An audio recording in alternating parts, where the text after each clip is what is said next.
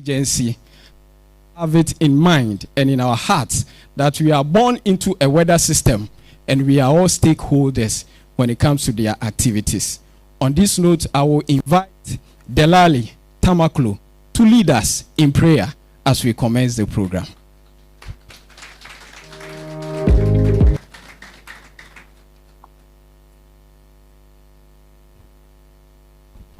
Good morning once again. Please be on our feet for a prayer.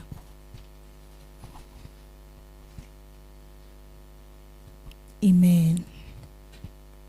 Our gracious Father, we are grateful for ushering us into a new month. We are grateful for the gift of life and good health. We are grateful for such a gathering, the launch of the Meteorological Awareness Month. Indeed, we know and believe that everything that begins with you ends well. We ask that you take your eminent seat in this august occasion. Lead every session, Lord. Even every activity lay down for the whole awareness month. For surely at the end, glory and honor will be yours. This we pray in Jesus' mighty name. Amen. Amen. This one is weather prayer. She prayed according. This is meteorological prayer. They don't make noise. As for them, it's the foggy and the hazy weather condition that they use. So she prayed according to that. Thank you, Delali, for that prayer. I would like to use this opportunity to introduce some dignitaries among us. Of course, we are all important here, but we would like to specially acknowledge these people among us. We have our Deputy Minister for Communication and Digitalization with us here, Honorable Amapoma Boateng, MP for Dwabin constituency. Honorable, you are welcome. Good, you are beautiful. Continue to work for Mother Ghana in that regard. We appreciate your coming. And then we also have, it was just a harmless compliment. We also have among us the board chair for the Ghana Meteorological Agency, and he's in the person of Honorable George Amon. Good. We also have our Acting Director General, Mr. Eric Esuman.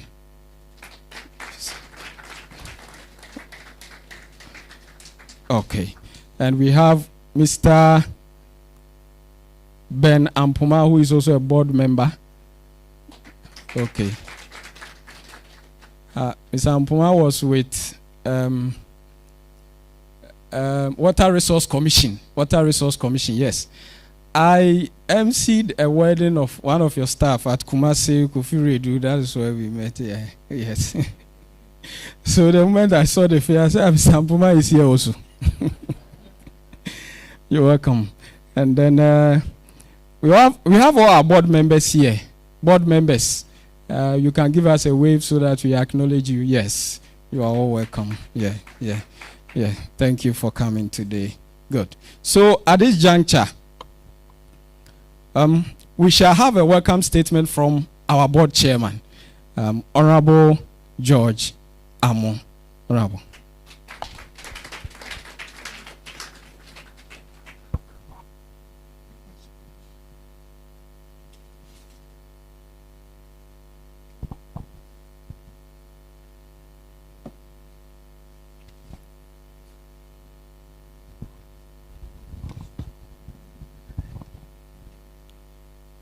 Good morning, distinguished ladies and gentlemen.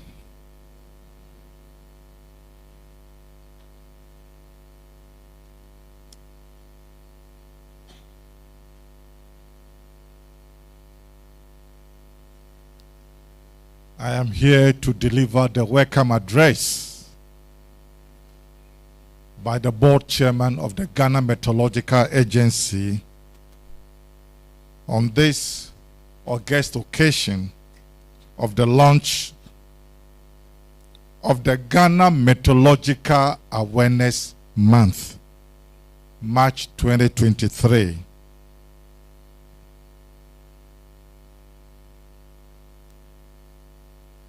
Honorable Deputy Minister, fellow colleague board members, heads of agencies, friends of the media, invited guests, ladies and gentlemen.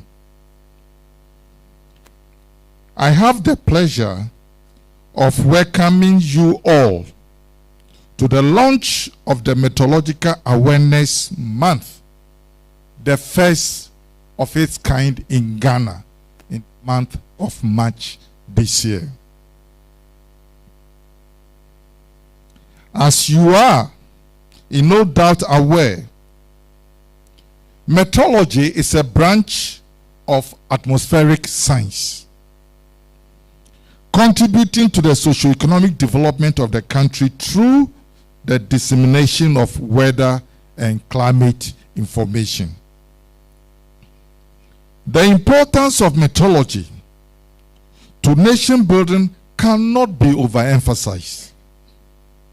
When government of Ghana saw the need to classify the work of the Ghana Meteorological Agency as an essential service under the Labour Act 651 of the year 2003, essential services under the Act includes others such as water, electricity, health, air traffic control, telecommunications, ports and harbors, among others.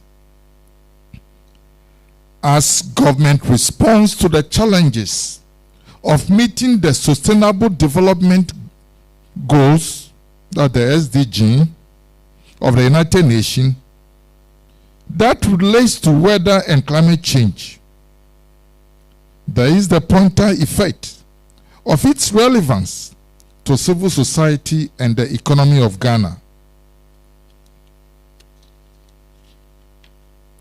Following numerous attendances at workshops, both local and international, there is the recognition that we will have no choice than to make full use of meteorological information to minimize the adverse effects of weather and climate, and to make use of the information as a resource for planning well into the future to protect the property and livelihoods of Ghanaians.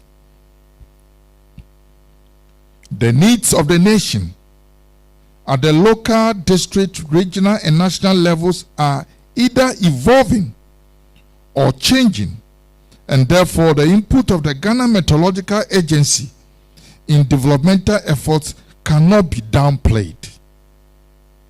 The role of the agency as weather and climate information providers and regulators will help users, including policymakers, acquire quality information to make decisions. Nationally, the input of the agency will help in the various sectors of the economy to improve upon productivity in areas such as agriculture, health, and other activities that affect the national economy, including finance, recreation, tourism, transportation, and civil engineering. Meteorology provides a wide range of benefits to the society that we live in, from early warning of extreme weather conditions that threaten lives, livelihoods, and property, to the routine day-to-day weather and climate use to manage daily affairs of the citizenry and the nation as a whole. It is interesting to know that many people are unaware of the importance of meteorology to national development. Flowing feedback. Let me repeat that aspect again. It is interesting to note that many people are unaware of the importance of meteorology to national development. Following feedback. As a result, the Ghana Meteorological Agency decided this year to undertake an awareness crusade this month of March 2023 to drum home the relevance of meteorology to national development and to seek the support of local and international bodies towards this end. Incidentally, 23rd March is the World Meteorological Day, and as part of the program of activities, the agency has drawn various activities to herald the mandate of the agency, its relevance and significance. I am sure you will see in the program the list of activities lined up from now to the 31st of March 2023. We trust that this launching will usher in the support from all stakeholders. With these highlights on the education of the relevance of meteorology to the socio-economic development of Ghana, I once again welcome you all to the launching of the Ghana Meteorological Awareness Month. Thank you so very much for your audience. Thank you.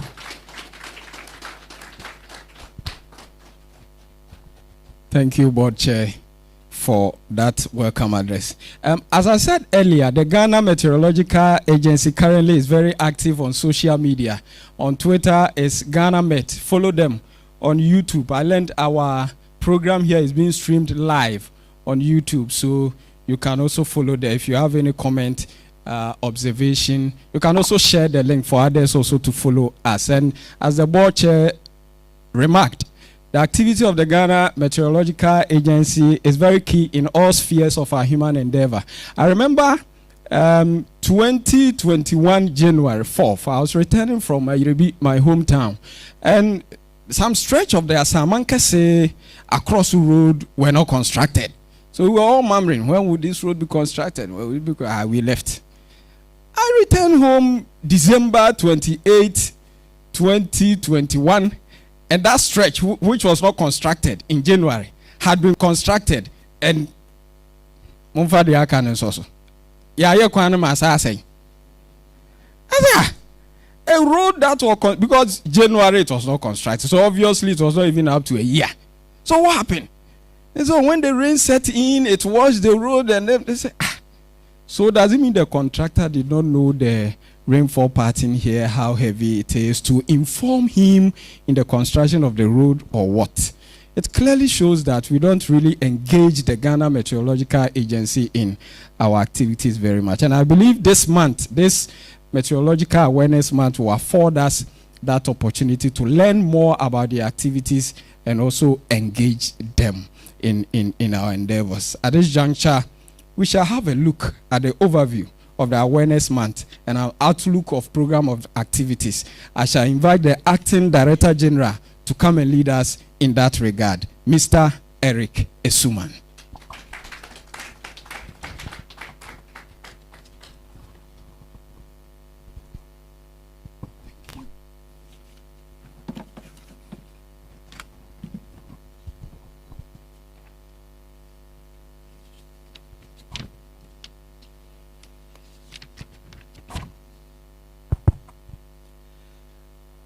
Once again, good morning, everyone, and thanks for honoring our invitation to be with us to launch this, our Meteorological Awareness Month. I will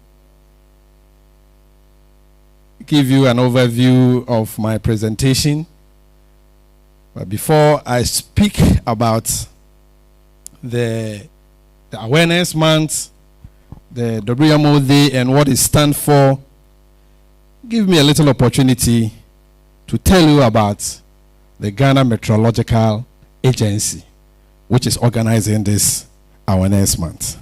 So I'll say something about the agency, our vision and mission, and give you a background to the Meteorological Day. And then we look at the Meteorological Day itself, the evolution of weather, climate, and water services, and then run you down of the activities that has been lined up for the month. So, about Ghana Meteorological Agency. Ghana Meteorological Agency is a government institution established by an Act of Parliament at 682/2004. But the agency dates back so many years. It has evolved in many forms. So in 1886,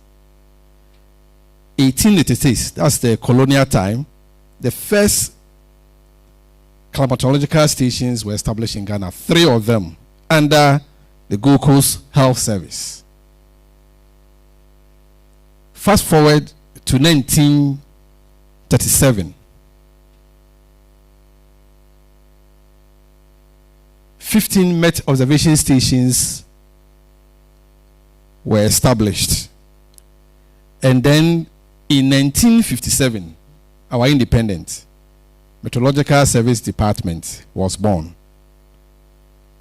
And as a department, it was under the ministry. Then in 2004, as I said, through an Act of Parliament at 682, Ghana Meteorological Agency was born. And so since 2004, we become an agency, and we hope in the very near future we will become an authority. As an agency, semi-autonomous, have a supervisory ministry as Ministry of Communication and Digitalization. We have our board, we have the Director General supported by Deputy Director General, 2 Deputy Director Generals, which is also supported by principal officers.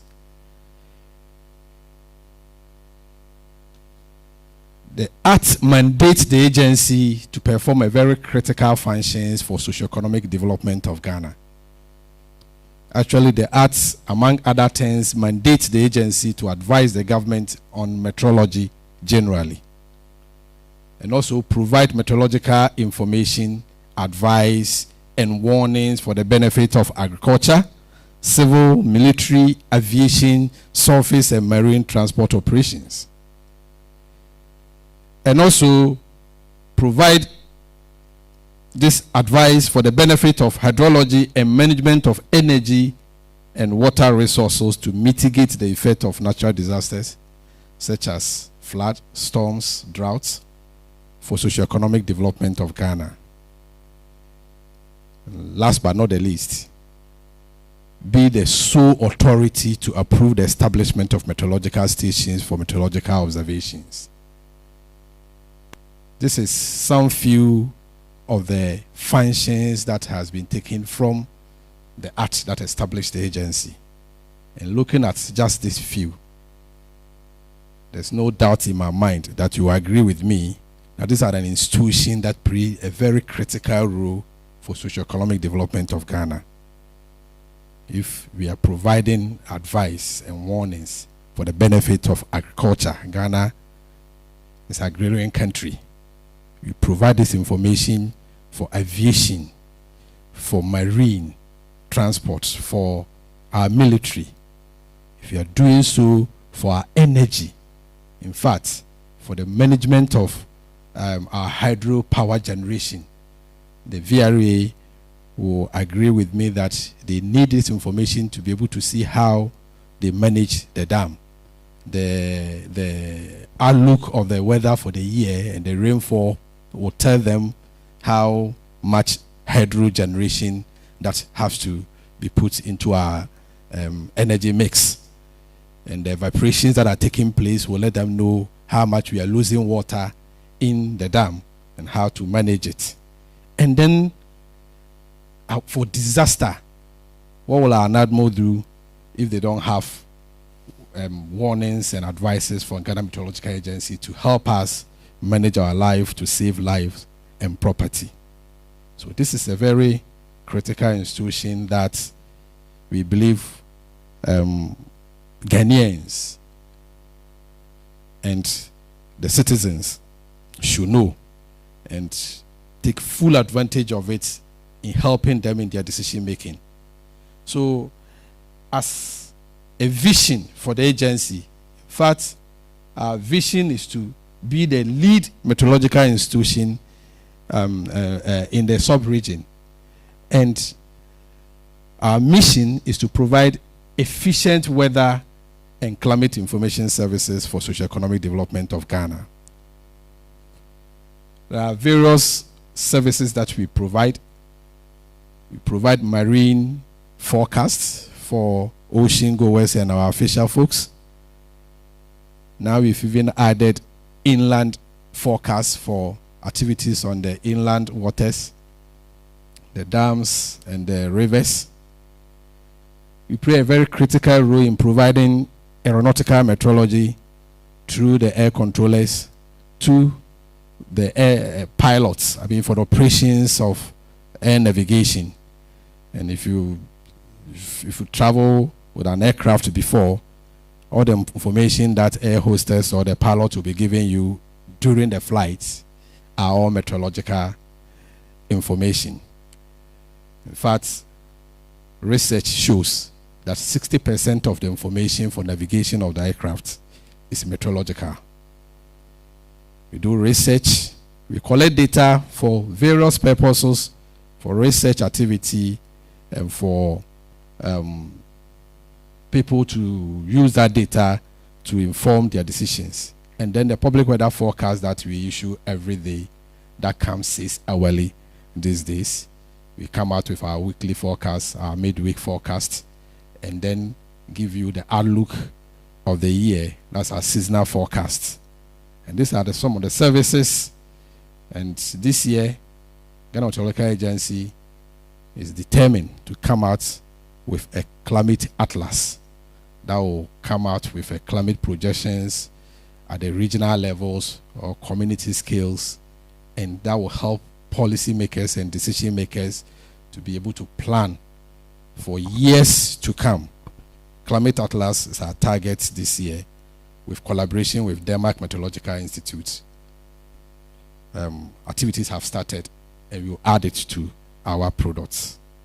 We use various platforms to disseminate our information. We use the traditional media, the radio, the television, our website, and then we've taken full advantage of the social media space. And so we have our WhatsApp groups, Telegram, Facebook, Twitter, YouTube, and the recent one, Instagram accounts. And as the MC said, the program is streamlined in some of our social media platforms. Let me give you a little background for the Awareness Month, the Meteorological Day, and why we are here. And the MC alluded to it. Climate change and climate variabilities induce significant shocks that threaten human development. But when this crisis hits, it is the family or the state that is left to respond. So what can the Ghana Meteorological Agency do? High intensity rains and irregular distributions of rainfall within the seasons have increased, and the incidence of extreme events such as drought and flood, which destroy crops and damage infrastructure, are the order of the day. These impacts are expected to worsen in the future. Climate models predict rising temperatures, increasing incidence of extreme events such as flood and drought, and high rainfall variability. Flooding is currently among the major disaster risks in Ghana. The severe flood event of 2015 in Greater Accra, which reported as among the 10 deadliest disaster worldwide, affected 52,622 people, with over 150 deaths recorded. Damage to infrastructure totaled USD 55 million, and rebuilding costs were estimated at USD 105 million. And this is World Bank Group Report 2017. Every year, World Meteorological Organization commemorates a day for all national meteorological and hydrological services to create awareness on the impact of extreme weather events and climate change globally. And that is why we are here. What is the World Meteorological Day?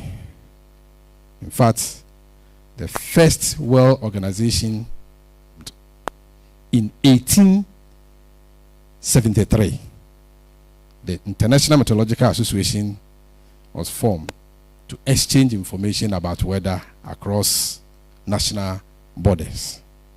And on 23rd March 1950, the International Meteorological Organization becomes the World Meteorological Organization, which is still the name today.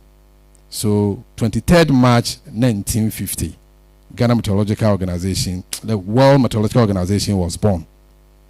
Then on 23rd March 1961, the World Meteorological Organization gained recognition, and the first World Meteorological Day was observed on that day.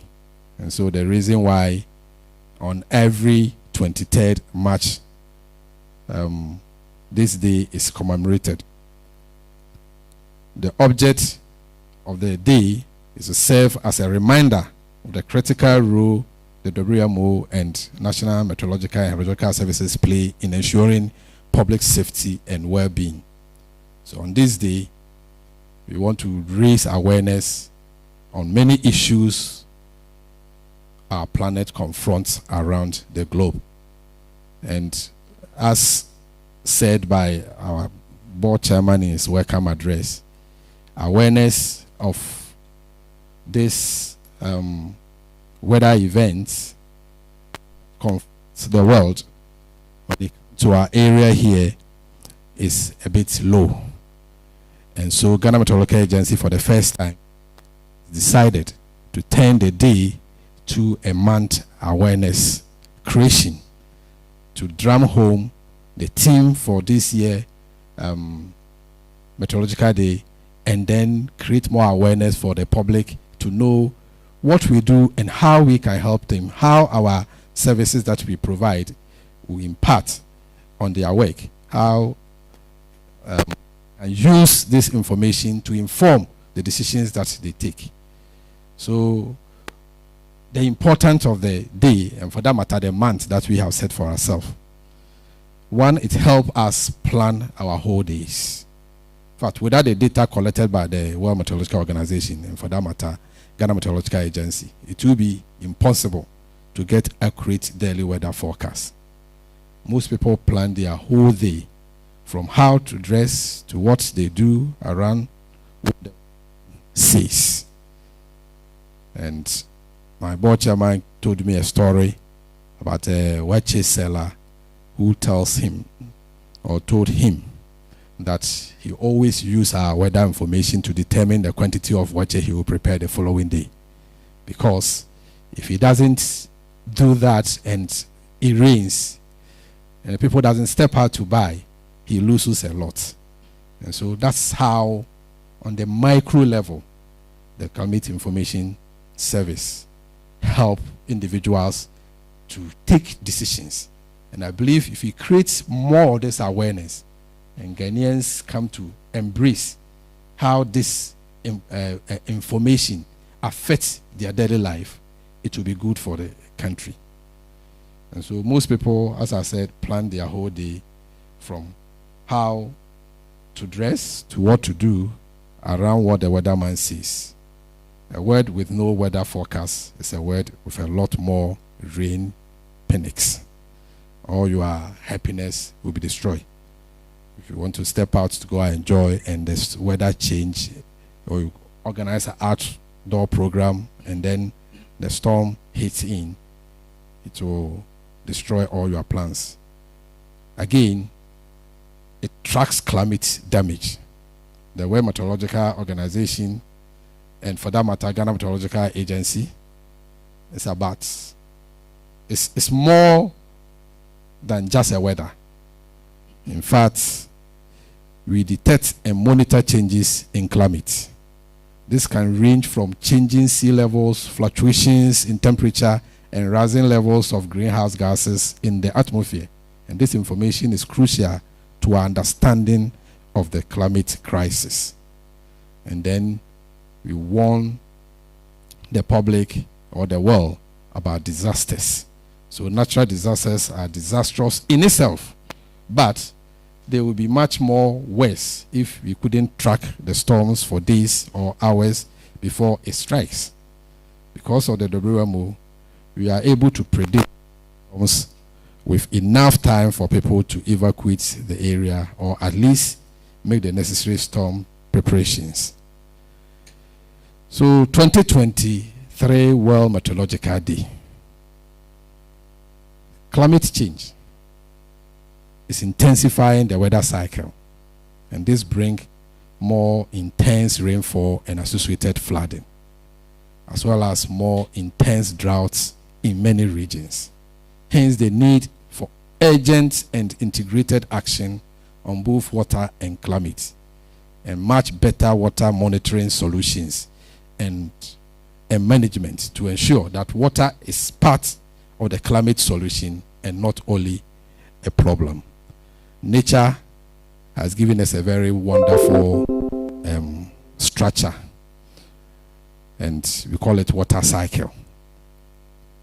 And so it rains, which technically we call precipitation. When it rains, the waters are collected on the ground in our rivers, in the dams. Some go into the soil and then into the sea. And then the sunshine will come, and this water collected through evaporation will go back into the atmosphere and then get to a certain levels with certain conditions prevailing. Condensation take place and then precipitation again. So that is the water cycle that nature has given to us. But our activities and our behavior is causing or affecting this cycle. So that explains the theme, the feature of weather, climate, and water across generation. When we affect this cycle, what we get is either not getting the rains when we are supposed to have it, and then have drought, as you see in the picture up there, or get excessive rain and then get flooding take place. And so we all have responsibility to, one, be aware how our activities impact this wonderful cycle that God has given to us, and creating problem for ourselves, and do something about it to save lives and property. Evolution of weather, climate, and water services. Somewhere way back 19th century, how weather, water, climate information were being communicated. Electric telegraph was first used to transmit weather reports in 1849. During 20th century, after the end of the World War II, ushered in an expansion of observational and telecommunication capabilities on land, at sea, and in the air. In our 21st century, new observation and modeling technologies continue to develop, helping advance understanding of the Earth's complex global weather and climate systems. Where are we going? In fact, the demand for weather, climate, and water forecast information in support of decision making is increasing in the coming years. And therefore, now supercomputers, satellites and remote sensing technology, smart mobile devices, continuous scientific advances, and international collaboration are revolutionizing the generation and provision of this weather and climate and hydrological services. Now our big data is being exchanged more freely among wider community than ever before. And there are new tools including machine learning and artificial intelligence. So the weather and climate enterprise will meet the increasing demands for tailored and seamless weather and climate forecasts.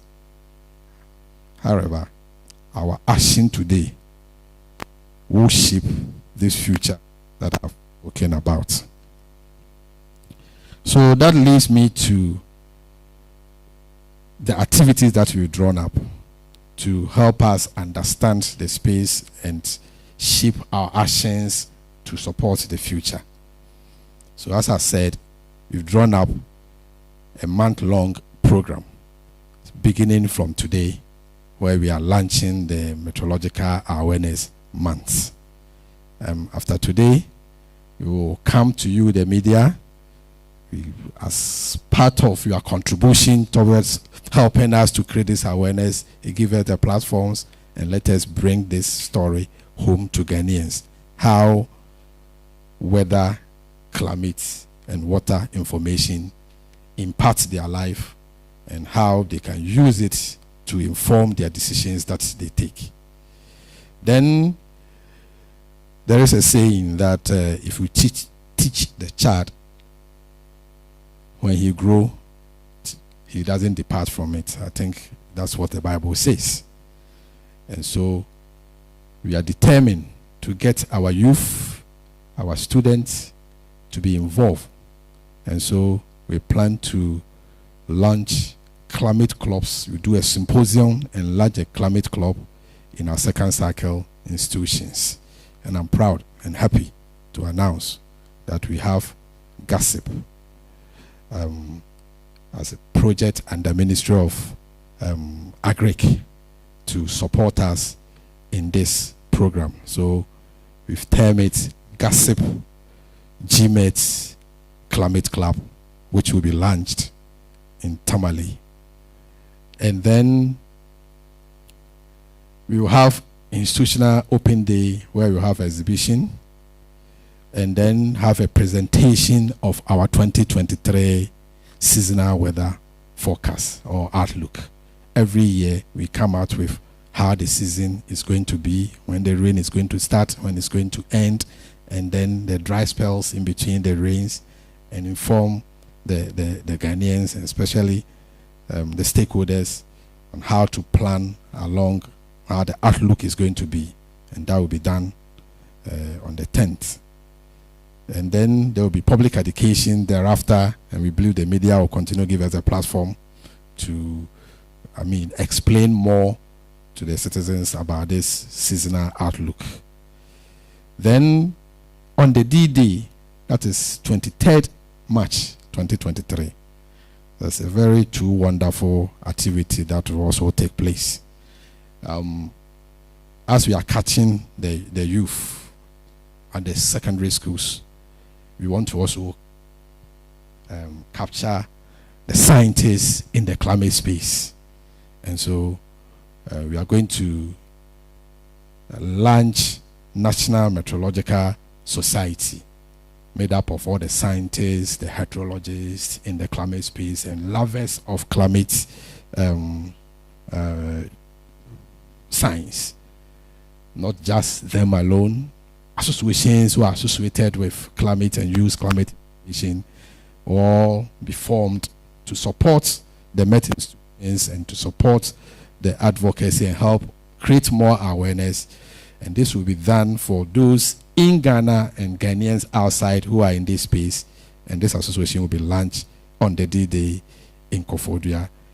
And then WMO through AU, through ECOWAS, have helped member countries to come out with a framework for climate information services delivery. And so we call it, in Ghana, ours is called, or in the country level, it's called National Framework for Weather, Water, and Climate Services, NFWWCS. And this framework has been designed. A consultant has put them together, and we are going to launch it on that day, that very day. And I'm happy to also announce that we have Policy Link supported by USAID to sponsor that activity for the agency. And then to be able to deliver our services, we really need a lot of scientists and manpower.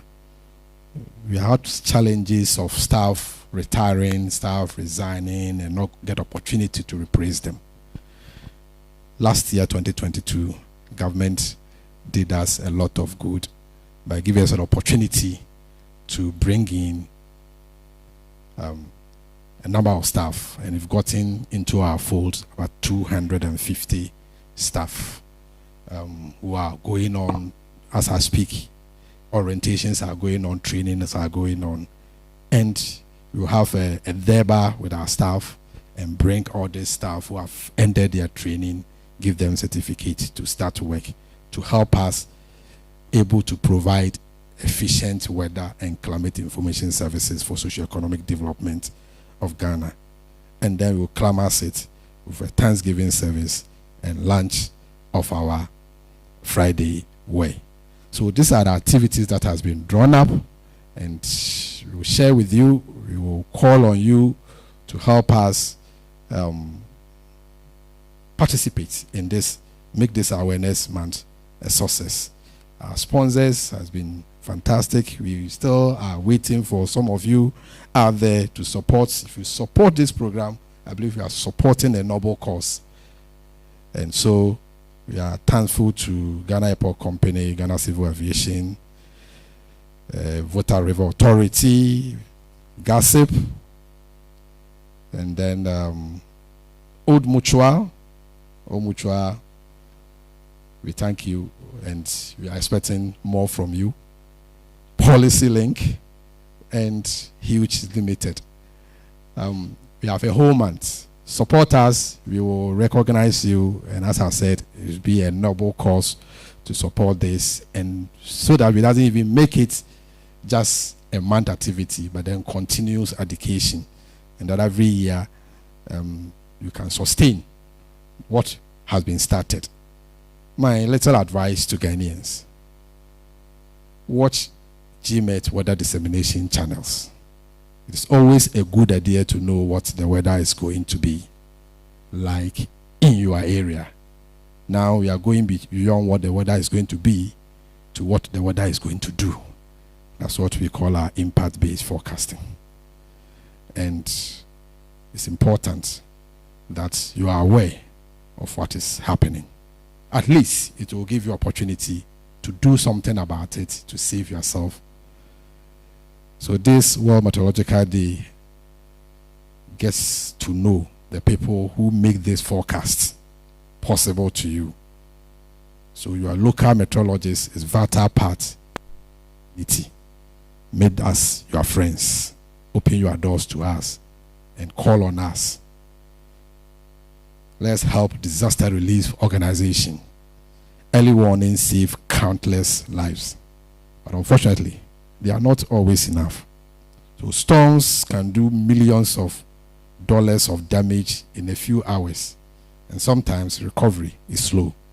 So get in touch with the National Disaster Management Organization or your local Red Cross to find out how you can help those in need by volunteering or donating.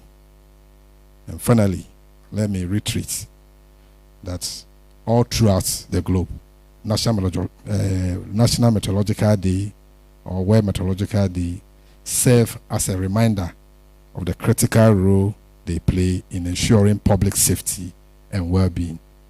On this day, we want to raise awareness. So in our case, in this month, we want to raise awareness about the many issues that our planet confronts across the globe.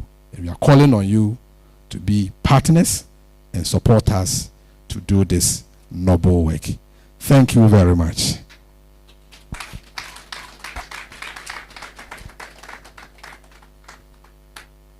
Before I hand over the mic, today we are launching the day as we are doing. But you see, unexamined life is not worth living. And so, as part of today's program, we will want to account to the citizens our performance 2022. I spoke about the services that we provide: public weather forecasts, seasonal forecasts, marine forecasts, aeronautical forecasts. So be patient, and then let's go through how you have performed. And after that, you have opportunity to ask us questions. We clarify before our Honorable Deputy Minister coming. Thank you, MC.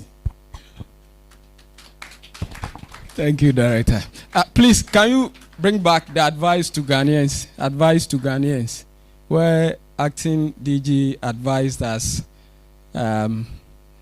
Advice to Ghanaians. I think the last but or the last slide. Good. Watch GMET weather dissemination channels.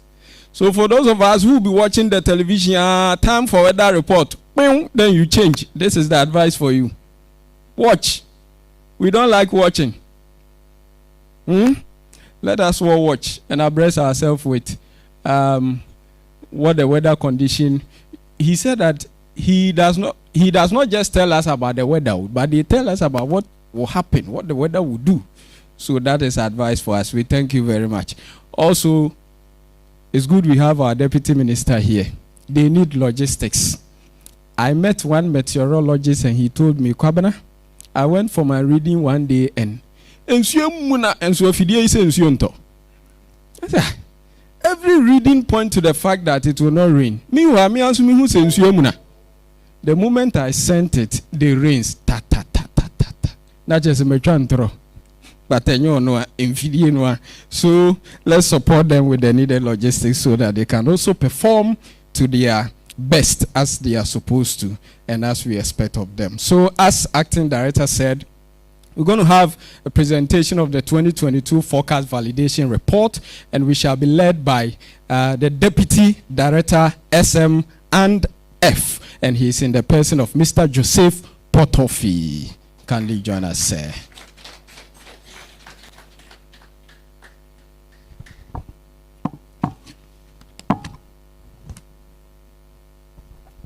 Thank you very much, Mr. MC.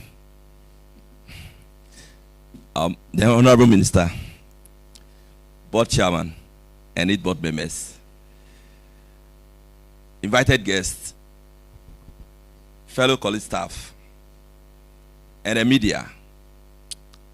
Yes, it's great honor to me to be called upon to lead a discussion on the validation and then verification of our forecast. Yes, as my DG said, a life not worth examining. It's not good. So we've been examining ourselves, and you yourself are also been marking us. I could see some of our clients here whom will be providing the weather forecast to, and today we'll depict or we'll show what we'll be doing, and then we'll also solicit some questions and whatever you see about our forecast from you. And it will be in this form. We have the marine. Unfortunately for us, for the marine aspect, we don't have equipment on the sea to measure some of the parameters. So what we did in the forecast is to go to the fisher folks and the fishermen and then take questions from them and analyze the questions, and that is what we'll be showing. When it comes to the public weather forecast, yes, for that one, when we said it will rain in Kumasi and it did not rain, we tick no. If we said it will rain in Accra and it rained, we tick yes. And that one too will be shown to us. But when it comes to the aeronautical one, what I will say is that because life and property are very precious, WMO, World Meteorological Organization, has developed a software, and that one there is no human interface. So what we do is that, yes, you say you are going to forecast for, we have something we call terminal aerodrome forecast for the aircraft, and that terminal aerodrome forecast, when you forecast it, it's forecast.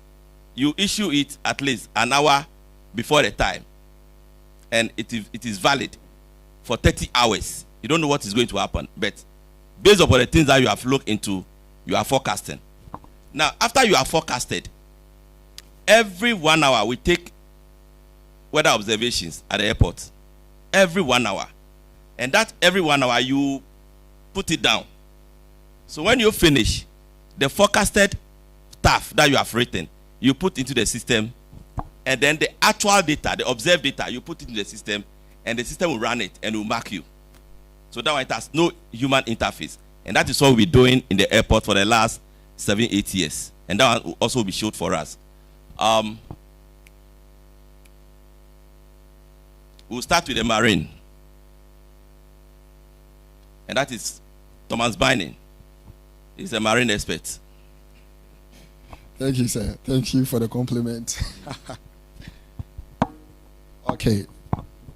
So with the marine forecast and the advisory we threw out for 2022, validation is still ongoing in parts or along the coastline. Some of our end users are still talking to us. They are filling out the survey. As my boss said, at the moment, we do not have buoys and other instruments on the ocean, but we do have data access. We have near real-time data with the help of some satellite-based observations. So it's not like we don't have data at all. But get me right, as he said, I mean, data on ground, but we have, yes, in situ data. So we do have data. Thank you. As it stands now, we are still doing the validation along the east coast of Ghana. And for this program, we are here today. We are supposed to be on the field, but DG asked us to come around and continue tomorrow. Inland waters is also going. So far we visited the Choco landing site, Tema, and Nungua. And we spoke to a number of them, and they filled out the survey for us. So statistical and qualitative data analysis were done on them. The target group were the liaison officers, the end users, and also the dissemination centers along the coast. Although there were some issues, but they gave us their candid opinion on our advisories and, let me say, warnings.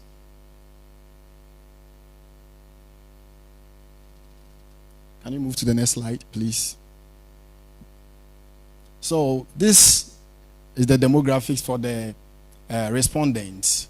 The age category, we have almost 75% of the respondents being above age 40. And for the gender, we have 94 of them being males. For the institutions that we interviewed or filled out the survey on our validation, we have the Canoe Owners and Fishing Gears Association of Ghana, we have the Chief Fishermen, we have the lifeboat operators. Please, the figures up there are in percentages. They are not the figure of the number of respondents for each institution. So we have the Fisheries Commission, the fisherfolk themselves, I mean those who go to the seas to fish for us.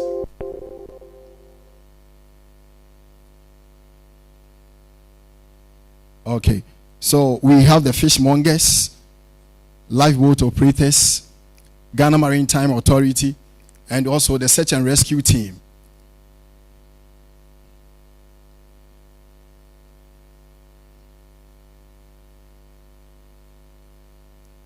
Okay, great. So on our overall competence, when it comes to maritime weather forecasts and also advisories, we were scored, those who were satisfied, fully satisfied with our forecast were 11.5, 100%. 80%, between 80 and 90, we had 29.8, almost 30% of our end users are satisfied with our advisories. And 28.8 also said we are doing a very good job. About 40% of them are said, okay, somehow you are doing a good job, but you can up your game. For efficiency in dissemination, as it stands now, we use the mail to get this information to them, the email, electronic mail. And also we have the USSD code, which is captured up there. Also, we use the WhatsApp platforms and an app which has been developed with GMS and Africa Global monitoring of environment and safety with GMET, which also helps in our dissemination. And if you look at the figures here, 61.3% of these end users are saying that it is very effective. They receive our weather information. And 27.4 of them are saying that, oh, we receive it and it's very, very effective. And for 11.3, they are saying it's not really effective. Concerns were raised when we met them last week. They were like, those who are saying it's not effective are saying if this forecast can get to their information centers. And though there are some information centers along the coast for the landing sites, but if we can help them expand and extend to other parts of the coast, then they will also be satisfied. So with customer satisfaction, 59.6% of our customer base so far are saying that they are satisfied. Those who are very satisfied are saying 26%. So putting everything together, about 85% of our customers over the marine space are satisfied with what we do. And for our forecast accuracy, we can see from the figures captured in the presentation that putting the two figures, the 56 and 33.7 together, we've been scored almost 90% that it's accurate. I'm sure we have the national president of the canoe owners and fishing gears operators Association of Ghana here, and he will confirm that. And for their overall view as to what we do as the marine unit, if we are contributing to the marine safety operations or not, this was what the score was, or as it has been captured here. This is our score as the GMET marine unit. So taking the figures into consideration, you've been scored over 90%, which means that the marine unit is doing a very good job. Thank you very much. Thank you, Thomas Vining. Yes, we'll move straight to the marine forecast. The aeronautical forecast. That will be led by John Ayabila. He is the manager of Kotoka International Airport, the young manager of the century. Thank you, Chief. All protocols observed.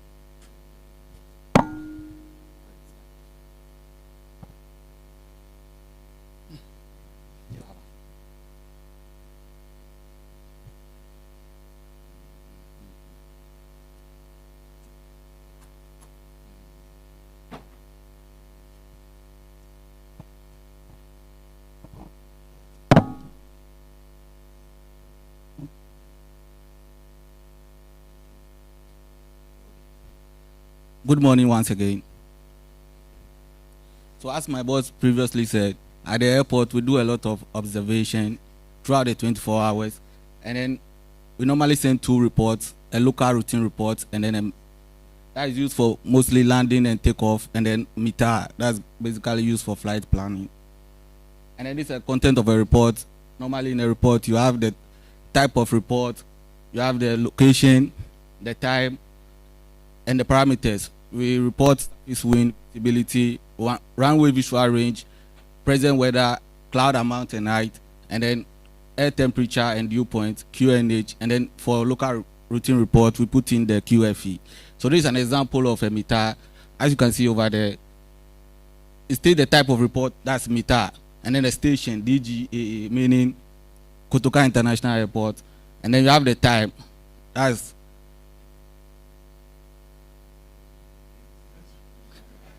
that's 28 yesterday, and the time is 1400.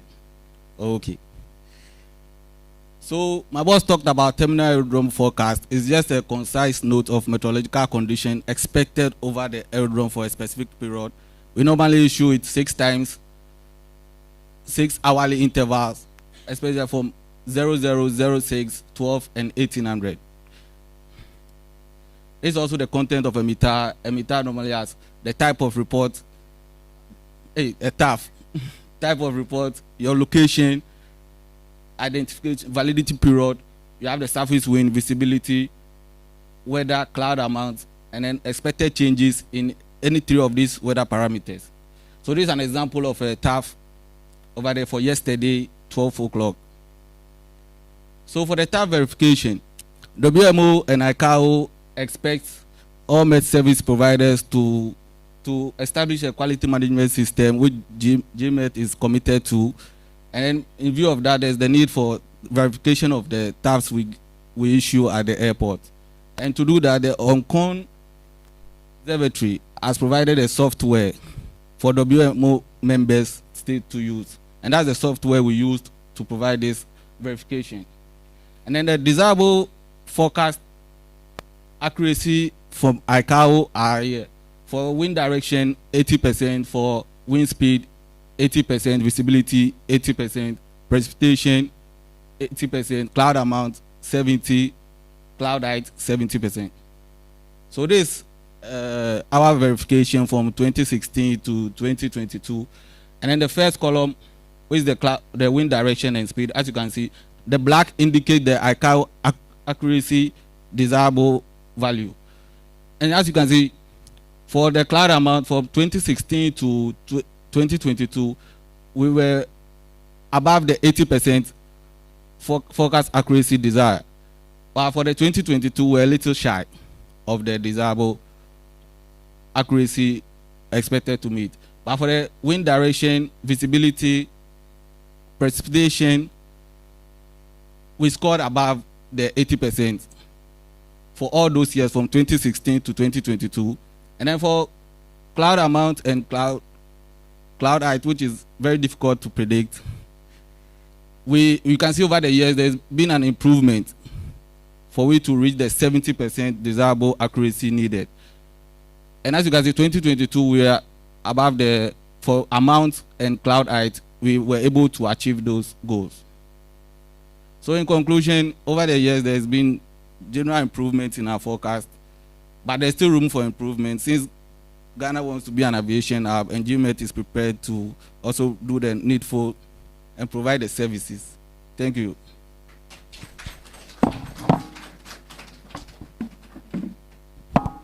Thank you very much, John Ayabila. Let me call Joshua Samoa to deliver for us the public weather forecast. And he also adds something to it. There is a new thing that we'll be doing now, which we normally call the impact-based forecast. And it comes with color code and some tables. It looks as if most of our stakeholders are not getting it quite clear. So you will seize this opportunity to also explain a little on the impact-based forecast. Thank you.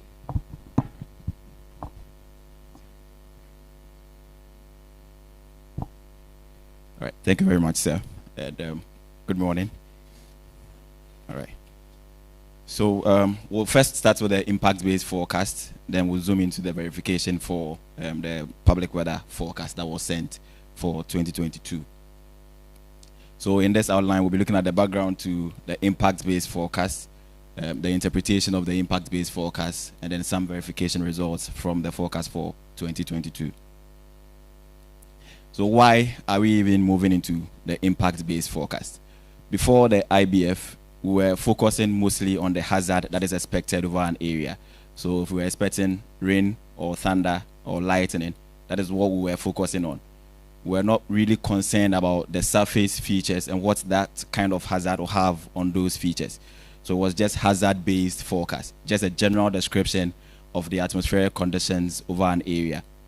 This is what we saw was a bit problematic because it was largely qualitative and the information was not adequate enough for decision making. So we thought that there was a need to add other aspects of the impact that it will make to make the forecast richer. So that brought the IBF. So this is an example of what we were doing in the past. a qualitative description of the weather. You can see that the weather update we're saying cloudiness over the east coast will be sustained this morning with slight to moderate rain. So this can actually happen, but then the decision you will make or take based on this information will be a bit limited. We thought that there was a need to now add the impact that this kind of weather will have for your area. So that's what brought the impact-based forecast. Now, what does the impact-based forecast do? It combines the hazard, which could be the windy conditions, the rainfall, the thunder, all those things that we expect in the atmosphere, with the exposure, the things that are around you. It could be schools, it could be the population of the people living there, number of people living there, hospitals, power plants, all those things around you. And then your vulnerability. Every location has its coping capacity. There are some areas that will have high ability to cope with some weather elements that affect them. Other areas will have less coping capacity.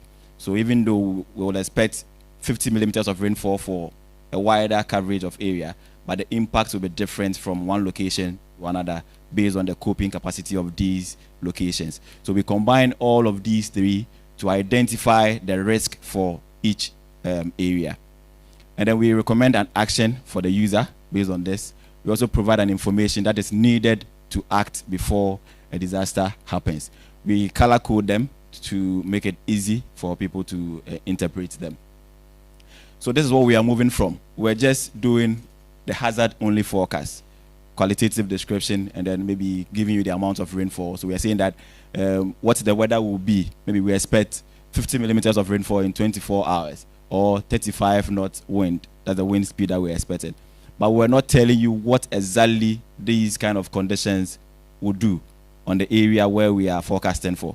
So we are moving from what the weather will be to what the weather will do. This time around, if there's a possibility of flooding within some areas, this forecast will be able to give you an indication, and then you can take action before the decision or the hazard occurs.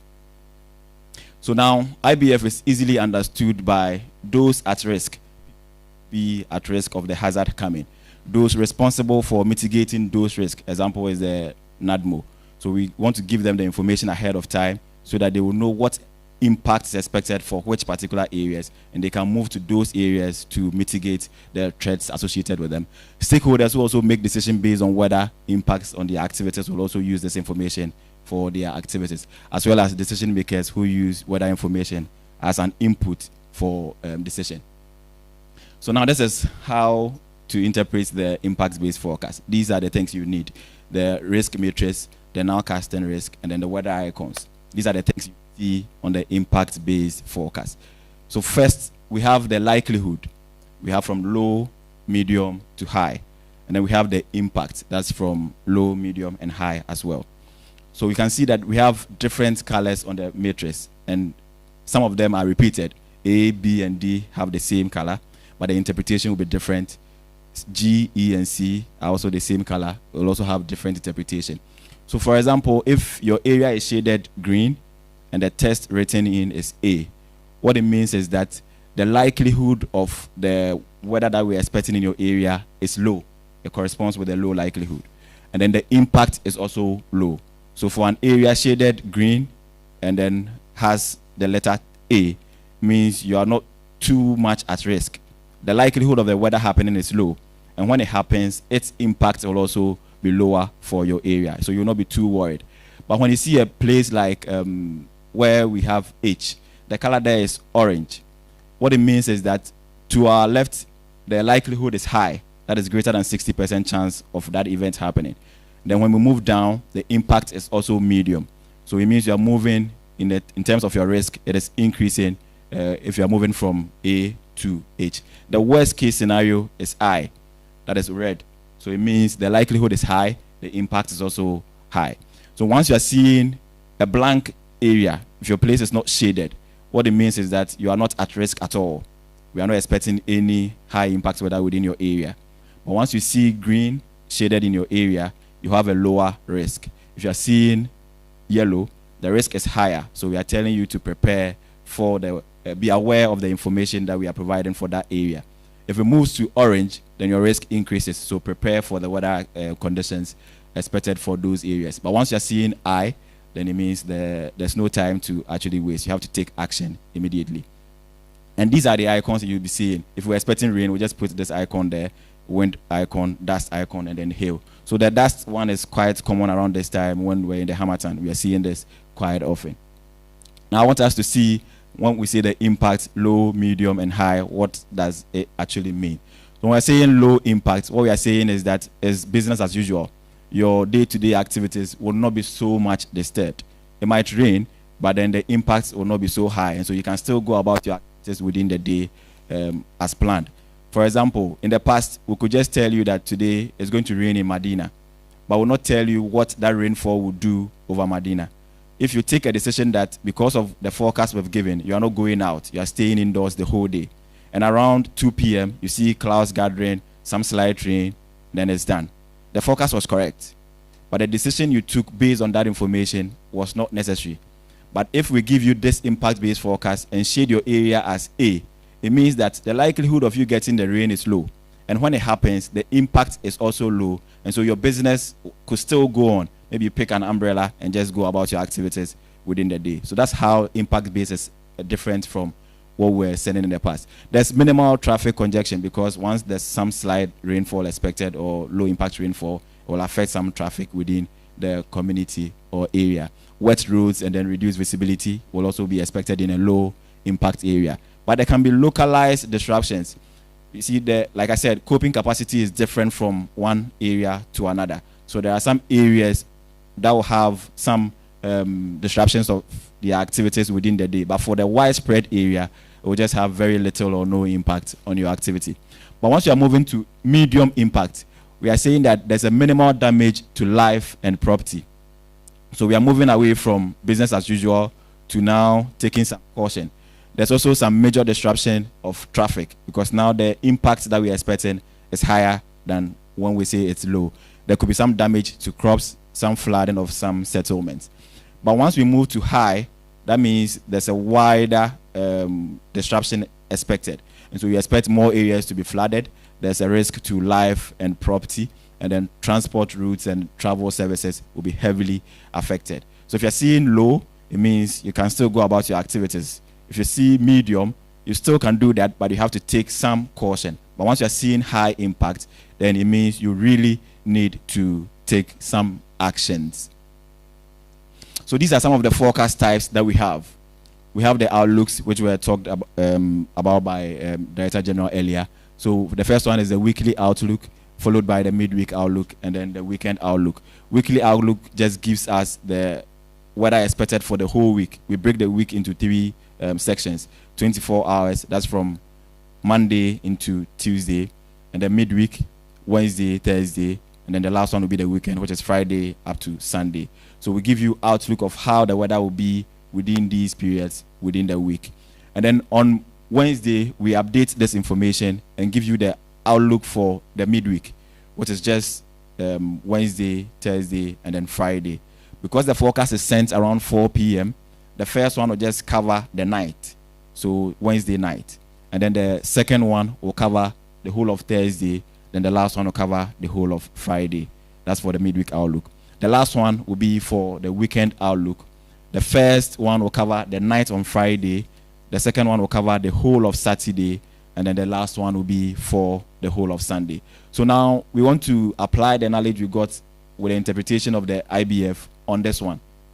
For instance, for the weekly outlook that was sent on this day, you can see that from the upper regions all the way to parts of the middle sector, they are all shaded orange.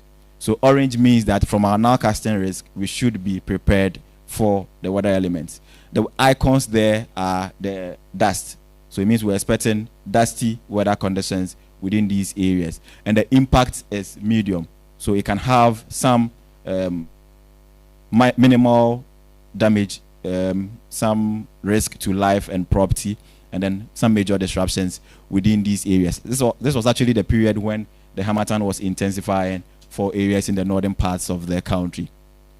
We also add a qualitative description of these whole things beneath. So apart from the impact base, there's also a qualitative description which you can just read and understand them. So the interpretation is just same for all the other forecasts that is sent out there. And this is our daily forecast. We also have it in an impact-based forecast and then in a tabular form. So for purposes of the verification that was done in 2022, we used the tabular one because the forecast was made for some specific areas within the country. And we have stations in some of these areas, and so we can verify the information that was sent to these areas. But for the impact-based forecast, the one in the middle is for the daily one. And aside the daily ones, we have, these are routine. Whether there's rainfall expected or not, these forecasts will still go out. But in between these routine times when we are sending these forecasts, when we expect any hazardous weather, we issue what we call the weather warning. So that's the last one you are seeing there. This is as and when necessary. That's when we issue this forecast out. So we tell you the areas that will be affected, the time that we expect the condition to reach your area, and then the impact it will make over your area as well. So weather warning has totally been moved from the qualitative description, just like I showed earlier, to the impact-based forecast, like we're saying here. So for the verification, we'll be using the first one as a forecast for 2022, which will be verified in the next slides. So these are the products that we verified for 2022: the weekly outlook, the midweek outlook, the weekend outlook, and then the afternoon forecast to represent the daily forecast. So for us at the Central Analysis and Forecast Office, we use a combination of the products at the Kotoka International Airport and other forecast models that are not yet at the Kotoka Airport office.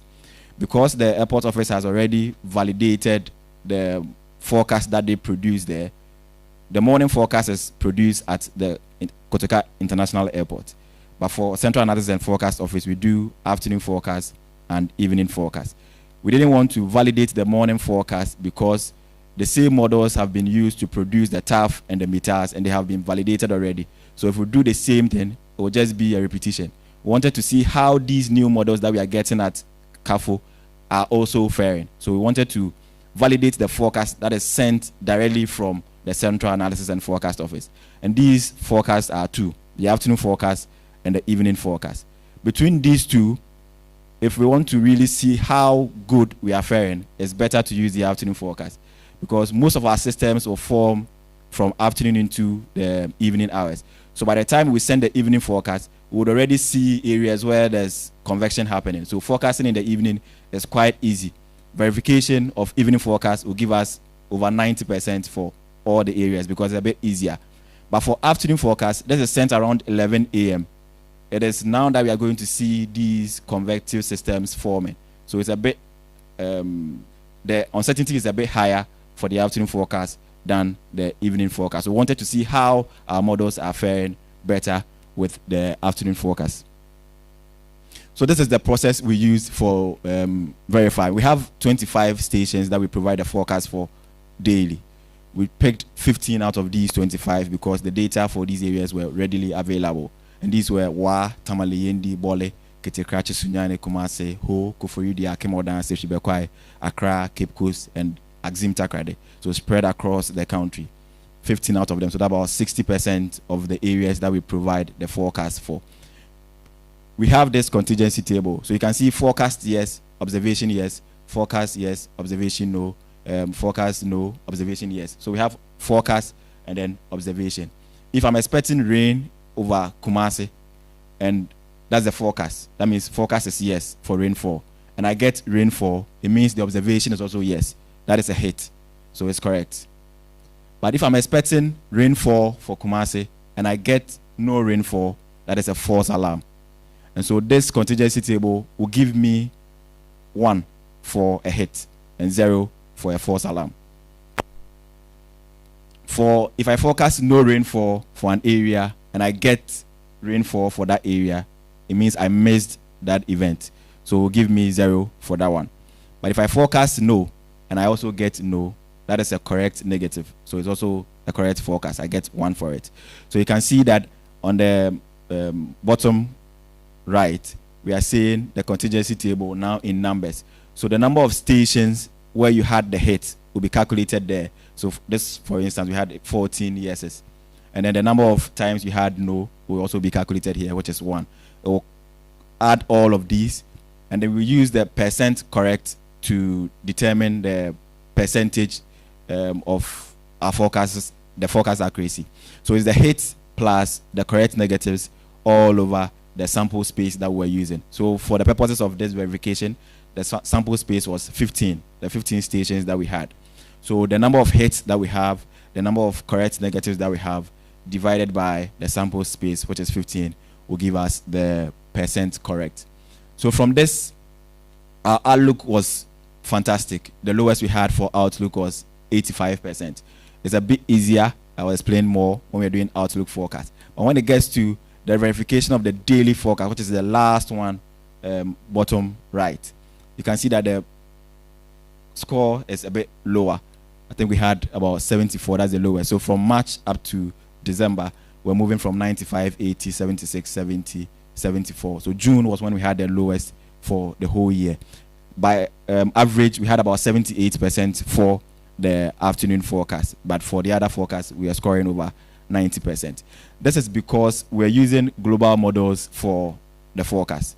If global models have lower resolutions, and so if you're looking at them at a wider area, the likelihood that you get it correct is a bit higher. But once you zoom into specific area, then your uncertainty increases. And so point specific forecast will have higher uncertainty compared to when you are covering a wider area. That's why we are seeing the outlook giving us higher accuracy and location specific forecast giving us some higher uncertainty. But even that, 78% is not a bad score for the forecast. And forecasting the transition period is a bit difficult compared to when the season is fully in phase. This is because when we're moving from the major rainy season into the minor rainy season, there's a short break within the, which we call the little dry season. It's a mixture of dry and moist conditions. And so it becomes a bit difficult to forecast around these times compared to when all the factors you need for rainfall are there. And so when you're making forecasts for rainfall, it's a bit easier. So around June, the forecast was, the accuracy was a bit lower compared to the other parts of the month when we are either in the season or completely out of the season. So this is our forecast verification for the Central Analysis and Forecast Office, scoring over 90% for the outlook and 78% for the daily forecast. Thank you. Thank you very much, Joshua Asamoah, for your elaborative presentation. We'll call on the seasonal forecasting section, that is in the person of Nana Kofi, to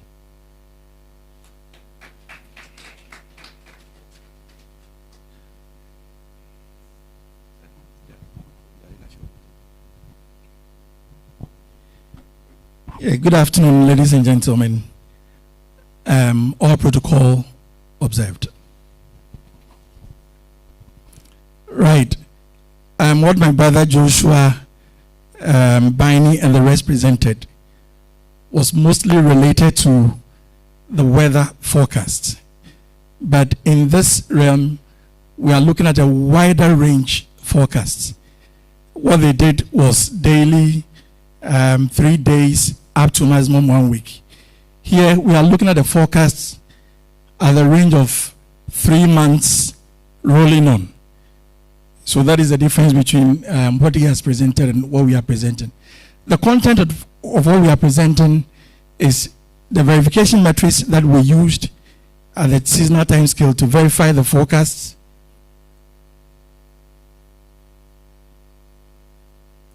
Then we are forecasting on these conditions: the onset, cessation, and early dry spell, then the late dry spell conditions.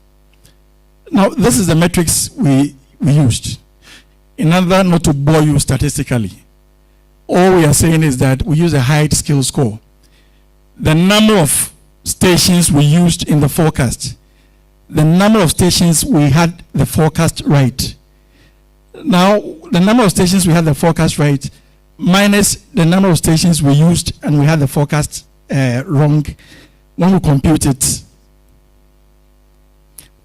it, then we get the verification of the forecast that we issued. So for the 2022 season, this forecast is for the onset of the rainy season for the southern part of Ghana. Now, we do the forecast at the national level. Then we meet at the sub-regional level. All the Gulf of Guinea countries, we meet together. Then we hold a consensus forecast before we issue the forecast. When we did the forecast at the national level, we saw that it was likely that over the southern part of Ghana, we're going to have a late onset of the rainfall season. We went to do the sub-regional, and on all the countries, we put our data together. It was showing similar things.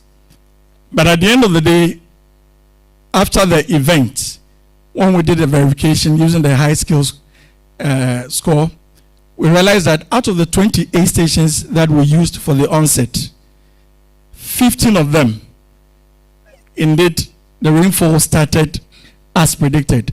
There was an early onset. But for the 13, there were either late onset or early onset, and normal onset. Again, one clear distinction between the weather forecast and that of the seasonal forecast is the weather forecast is either a yes or a no. But for the seasonal forecast, it comes in three main categories. Either what you received is above the normal condition, the normal, or what you received is the normal one or the normal condition, or is below the normal amount that is expected over these areas. And these normals are computed over 30 years average to be able to establish the normals. So you are forecasting for just one section. And therefore, if you don't get that one, if even it is near, very close to whatever you forecasted, it goes into the other categories. So forecasting over the long range, it's a bit of, the skills might not be the same as you see on the daily forecast. So this one, we also decided to group them into three main categories of the South. The forest zone, the coastal area, and then the transition area. And these are the various percentages as distributed within these three broad areas. Now, this one is also for the cessation of the season. We determine the onset, the cessation, and the spells as indicated. For the cessation, the forecast generally was that we're going to have a normal cessation for the entire country. But if you look at the map at the extreme right, you find out that most areas within the southern part of Ghana indeed had a normal cessation. But as you moved, there were certain few stations that also recorded earlier cessation or late cessation. Again, this is also the distribution over, this is for the forest area, the coastal area, then the transitional area. Now then, also for the dry spells, again the same thing, we went for long dry spells over the entire period, but you realize that out of the 30 stations that were used, 16 of them indeed experienced long dry spells, but the remaining 14 also had either normal dry spell or short dry spell. And again, per stations, this is how it came up. So thank you very much for this.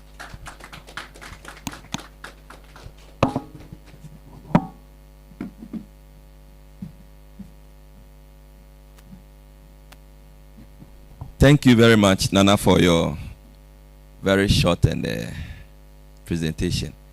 I'll quickly call two of our users to give us a message, whatever they have for us, whether we are doing bad or we are doing good or we are doing very poorly.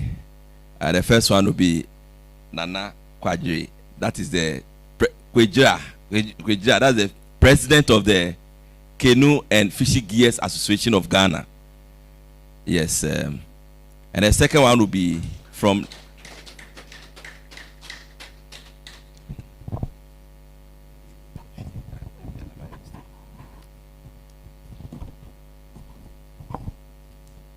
Thank you very much, Honorable Deputy Minister. All protocol observed. We are here to say a big thank you to GMET for the good work that you are doing, and also to share our experiences with you regarding the use of the ocean state information that you provide to us. As a matter of fact, you are contributing to saving lives, contributing to saving investment, contributing to food security, contributing to resilient fishers and fishing communities, and you are contributing to driving the local economy of the fishing communities through the weather forecast and the ocean state information that you provide for us. In view of this, we as an association of canoe owners and fishers in general have embraced the forecasts, the advices, the warnings that you provide. And we will continue to improve or promote its access and utilization of the forecast. We see the potential for GMET to do more, but as usual, resources may be constrained. The last time we met you at the landing beaches, the issue about receiving the forecast earlier than the time that we receive was mentioned to you. And we are looking forward to you working at that. If the forecast earlier, that we have plans to liaise with the community information centers so that immediately we receive the forecast, we can also share it with them for them to announce at the fishing communities, at the landing beaches, to make sure that everybody in the fishing community have access to the forecast and make good use of it. Whilst we commend you, we also want to appeal for support for GMET so that you will continue to improve the work you do, and it will benefit all of us. Just as we have for NIA levy and staff, weather information is needed by everyone. It is important for government to explore other means of getting resources for GMET. If it is possible, let's begin education and sensitization, engage the citizens, and have maybe a weather levy just as we have for NHIA, so that GMET will have the needed resources to provide us with that.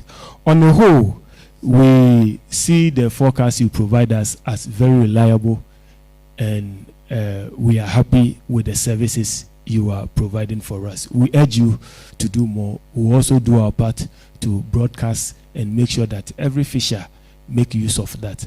I want to conclude by reiterating the fact that we have come to embrace the indispensability of GMET and the forecast you provide in artisanal fisheries.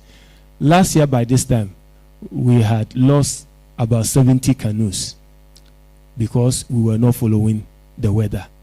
After approaching GMET and having access and following it and sharing it with the fishers, we were able to save the remaining canoes. This year, our target is to record 0 incidents.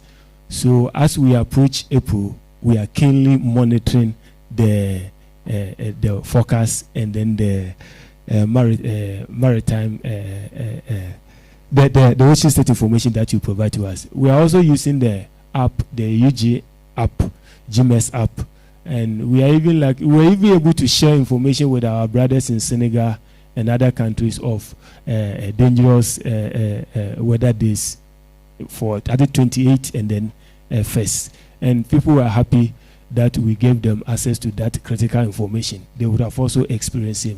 We'll continue to work with you and improve the service, whilst we also benefit in saving lives and our investment. We are grateful. Thank you. Nana Yeda CP. Thank you very much, Nana. I think we'll move straight to MC. Thank you for those reports. Thank you. Some of them were a bit technical, and we were following. It was like algebra in the eyes of many. Say, what is this? What is going where? And what is coming from where? Anyway, it's all good. GMET, you are really working. And Nana, thank you for that complimentary message. Do you want Weather Levy?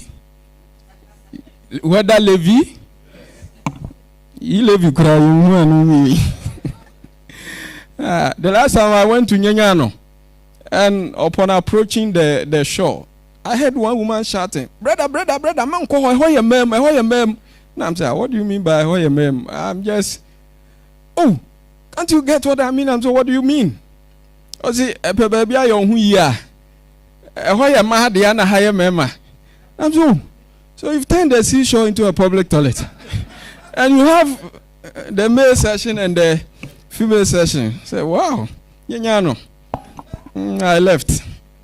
Anyway, at this juncture, we shall invite our Honorable Deputy Minister to come and give us her keynote address. She is in the person of Honorable Ama Poma Boatin, Member of Parliament, Jabin Constituency, and Deputy Minister for Communication and Digitalization.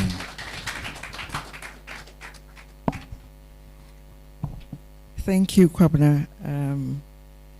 I think after Nana's speech, I don't even need to make my speech because you've said it all, the importance of the work of GMET. As a young woman, listening through all the big words and speeches that have gone on, I asked myself, like a personal question, how useful is GMET to me as a mother? I would want to know if it's the rainy season. I would also, as an MP, I would want to know which placement for the schools, especially the recent one. The parents will come to you and say to you that, no, even though I selected these schools, I selected them based on the reason that maybe my daughter or my son has sickle cells, has this, has that, and to place someone in this particular area when it rains or when the weather goes bad, if it affects the person's health. As a young woman, I also think of how does the weather affect businesses? If I want to take advantage of e-commerce, for example, if I want to sell something, when is the best time to sell heavy clothing to the young people or to the people in the north based on locations? How useful is that? When do I import or locally manufacture certain products? Would I need the services of GMET? Yes. Do I need to know the weather forecast? Yes. As a student, I would want to marry by maybe my 4th year. Maybe I need shea butter. When we were growing up, we were told that in the months of December is the Harmattan season. These days, you can't really predict. We're supposed to use the shea butter or baby oil to make our legs look beautiful, shiny, so that the color of your blackness, shows. You would want to attract as many people as possible. We all do that, right? You need your lip gloss. You need all of that. The first thing that I would want to do is to check on the weather. Do I go visit my partner in the morning or in the evening? Maybe I'm using Okada, right? I can't go out when it's raining. I have to, first of all, check on the weather. So I quickly dotted down the star 900, star 88. So I thought it was for all of us. I got there because I was asking Mabel that quickly text and let's see what's there.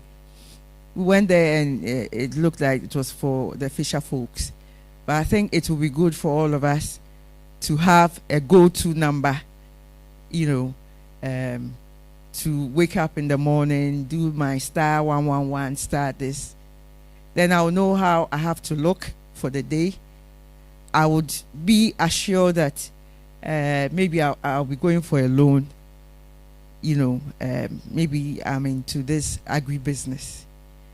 The dependence on your forecast would enable me go face the credit officer at a bank with all my knowledge based on what GMET says. I face the credit officer and I say to him, based on the 80%, whatever you've given us, it's a green area.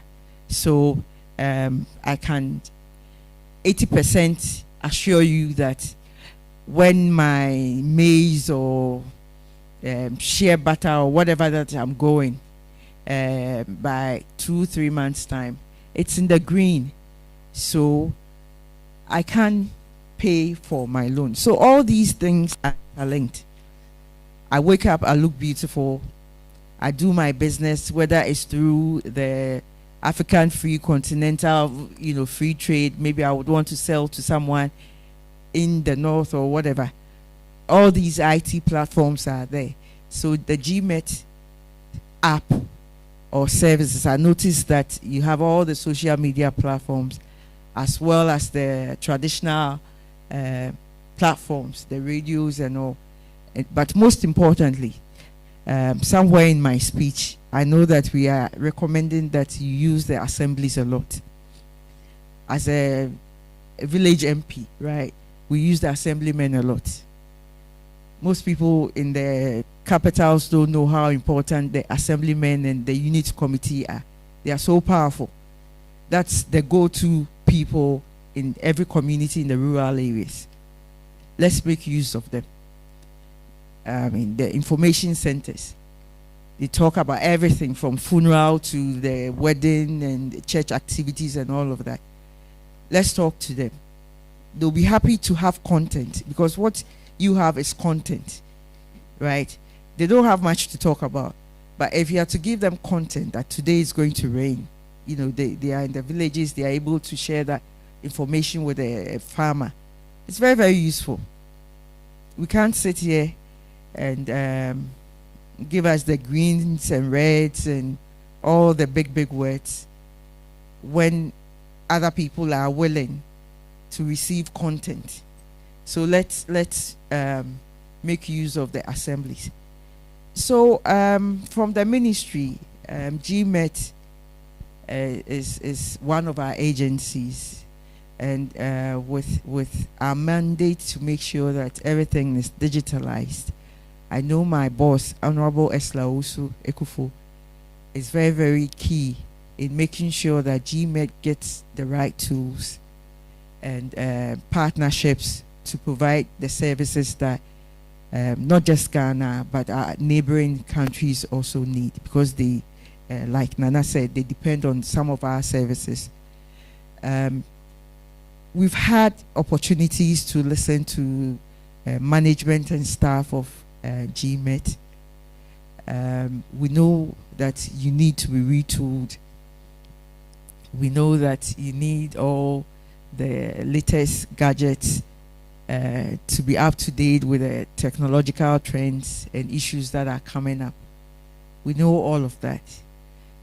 We want to give you the best. The minister is working really hard to make sure that the tools that you need are all given to you. You, GMET, which maybe our other stakeholders might not know, is that we're totally dependent on what we're going to get from Ghana Airports Company and the aviation services. Unfortunately, the inflows are not as expected, so we are managing. But we would want to give you more than you need. You asked for more people to be employed because most of the people were retiring. Government has been graceful and given you some people that needs lots of training, because GMET, most of the staff are science-based people, and it's very difficult to come across these people. They are supposed to be well paid, but sometimes GMET, the people that are there, they just love the job because the amount that they are supposed to be getting is not what is being given. We know, we appreciate that. Government has been promoting lots of STEM education, and I always say to the education minister especially that if you need people, go to GMET, because you would have all these science people there, but they are not loud. You don't see them. You only get to see the beautiful ladies when they are doing the weather presentations and all of that, but they all have these science-based education behind them. We have to sell a lot of our services. We are digitalization, and we would want to support you with all the latest things, the data analytics. We know all of that. Minister is working at that. We want you to get closer to us as much as we would want to get closer to you. We want to be part of the awareness month. Please show the activities for the month, not my picture. Please show the activities for the month. That's the why we are here. We would want to know every day you have planned if there are additional things that we need to contribute to, if there are additional stakeholders that we need to talk to. I think we would want to be part of that. So on behalf of the minister, most of the things in the speech have already been said. We would want to reiterate our support for you. Let us know where we can come in to support the other agencies, you know, from National Communications Authority to Ghana Post, you know, involve them. They all depend on your services. Get us the short code, the USSD code, something that every Ghanaian can relate. We wake up and we dial *111* star something, and the weather forecast is right there, because I received the emails and all of that. So I was familiar with the presentations that the gentleman did, but most people would want to at their fingertips be able to do a hashtag something, and it's all there. Let's use the USSD in all our communication pamphlets, whether it's electronic or hard copies. Let it be there. So you have a very detailed, interesting program. The number 7, which is the staff annex and the launch of GMET Friday Wear and all of that. It's the work that you've done all over the years that gives us the reason to come support you, especially for the staff annex, because we know that the staff go through a lot. If they were to tell you their challenges, from the snake bites to lack of cars to even go around, I mean, you'll be amazed that they are still here with us. So we want to be part of it. From your travels from Accra to the north and to the eastern region and all of that, you know, it will be very good to pull all of us along and our agencies so that we know how to support, because some of these awareness creation doesn't demand lots of money. You know, they'll give you the audience, maybe 30 minutes. We can do so much more, even right here in Accra. We don't have to go to the north to create the clubs. We can easily go to the schools in East Legon, where your office is, and, you know, adopt a school over there to start with. And this would really, really go far.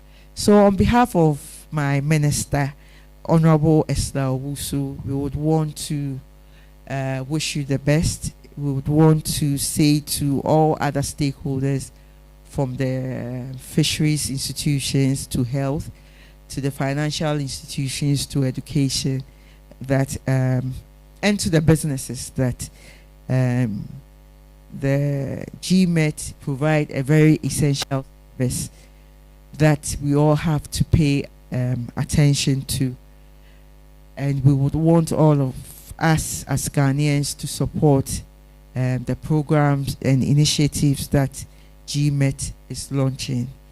a year from now, we would want to come back and give you all a positive feedback and an impact assessment. We would want to have this as a brand, something that is unique to Ghana. We do that for our girls in ICT. We do that for our cyber security, and I'm sure we would want to promote your services as well. So thank you once again for giving us the audience to be part of this very, very important program and service that you do. This is to launch our activities for the month. We are happy to see that you had the patience and you were so attentive listening to all the work that they do, and we hope that by next year, God grant us His grace that we meet again to do an impact assessment, and with pride we would be able to say that we were part of this when it was launched, and we know that this has been very, very positive in all the regions in Ghana. So once again, thank you very much for coming. Thank you.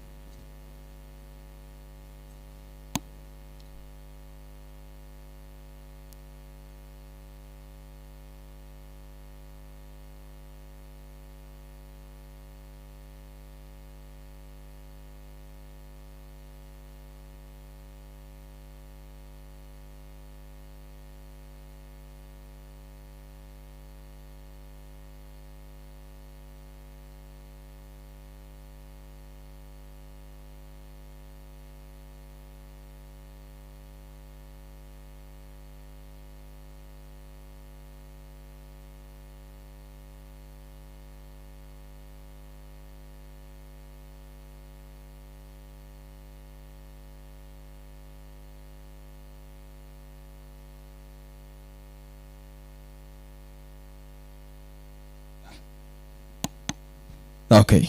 Thank you very much, Honorable Minister, for your remarks. We are grateful to you. And then we continue the program. At this juncture, we will have comments from some selected partners. So I will begin with GASIP, Dr. Edward Akoto. Doc, if you are here, kindly do us the honors.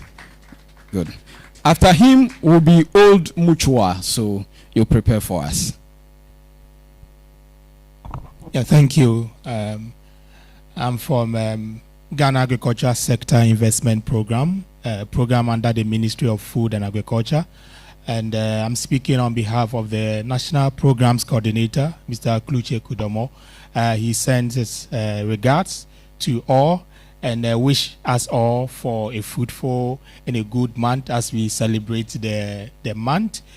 We have been working, partnering with GMET for the last 3 years. Indeed, we have supported GMET over $600,000 US, provided 12 automatic weather stations, and we can see the benefit of it to Ghanaian smallholder farmers.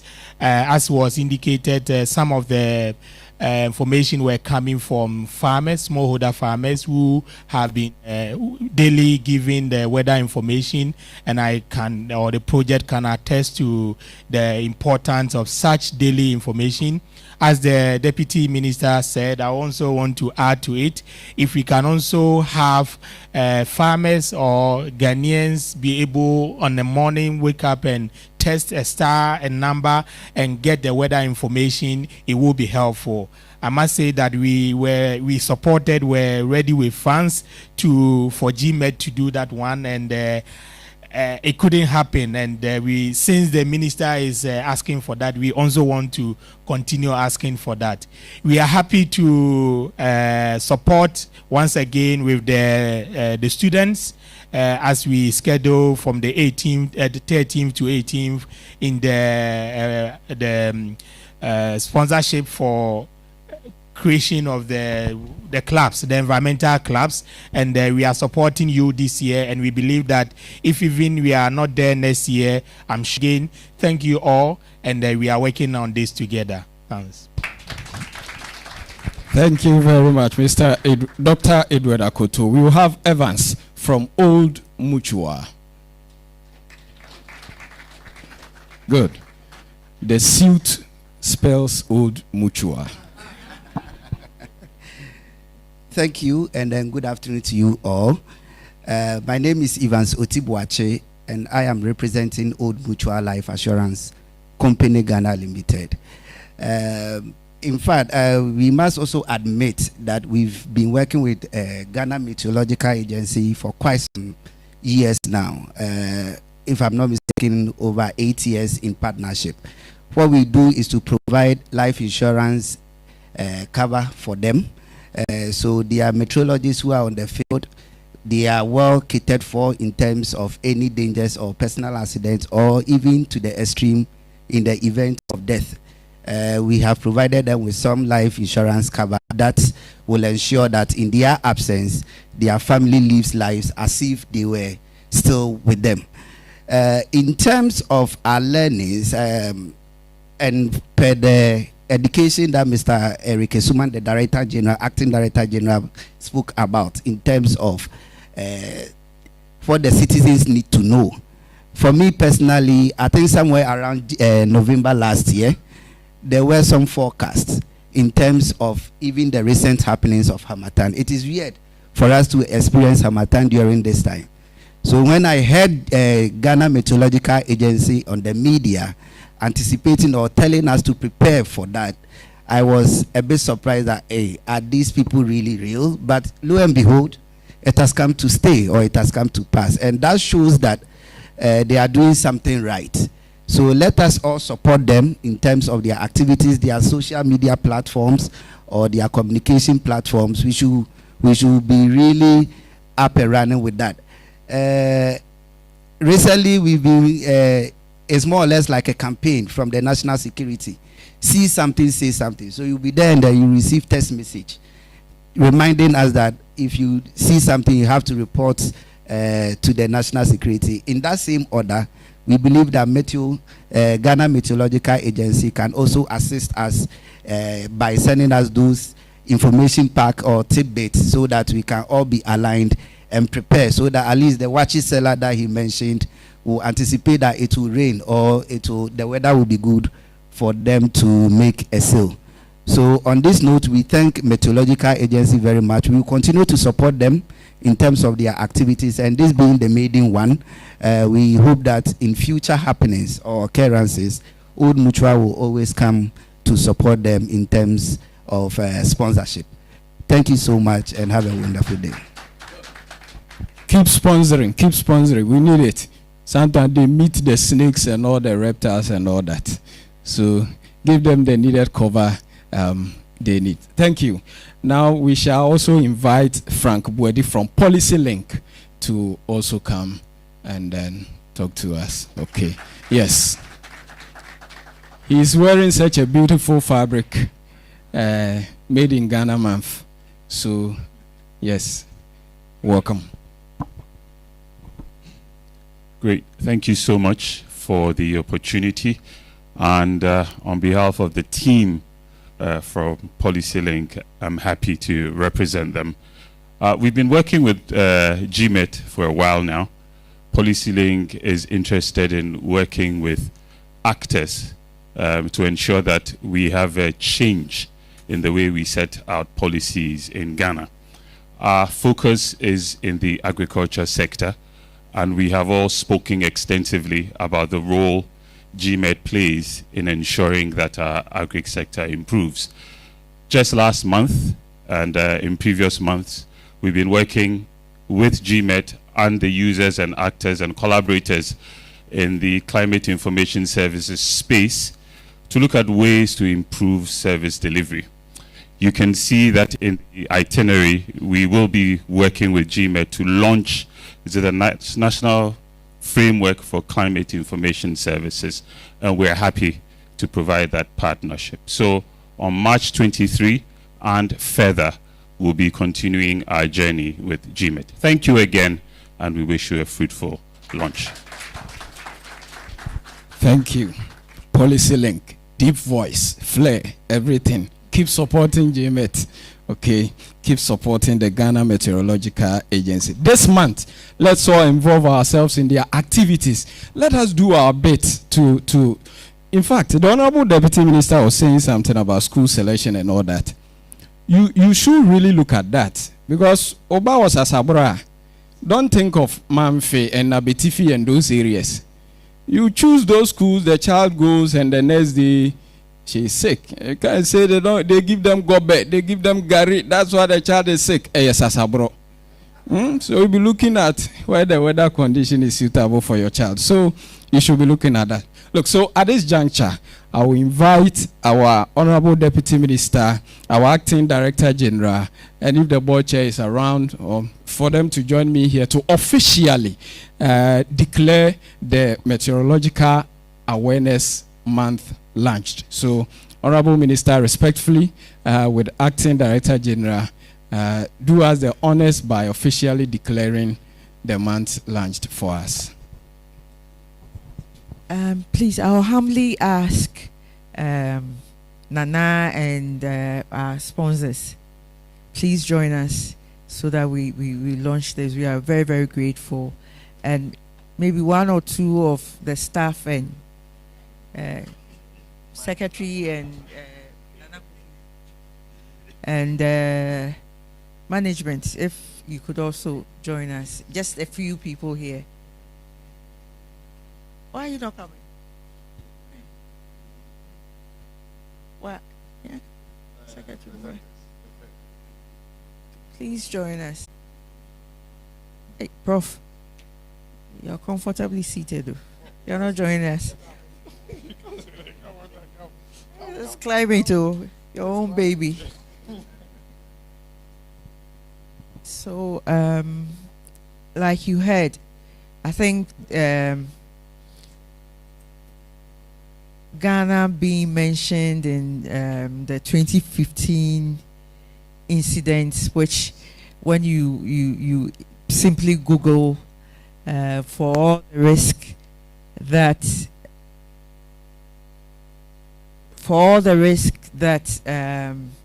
the weather and the climate can have, the impact that it can have, implies that we have to pay really good attention to our weather and climate needs. This month grants us the opportunity to create more awareness. I think in the past we did some work, but now in partnership with our partners and you, we can do so much more to educate and inform institutions and Ghanaians on the importance of the weather and its information and the impact that it has on our daily activities and work and on our climate. On behalf of the ministry and on behalf of Ghana Meteorological Agency, we would want to launch this special day. We would want to launch it with all the lined up activities for the month and beyond. So on behalf of all Ghanaians, actually, we would want to officially launch this day as the start of the Meteorological Month. Thank you, and God bless us.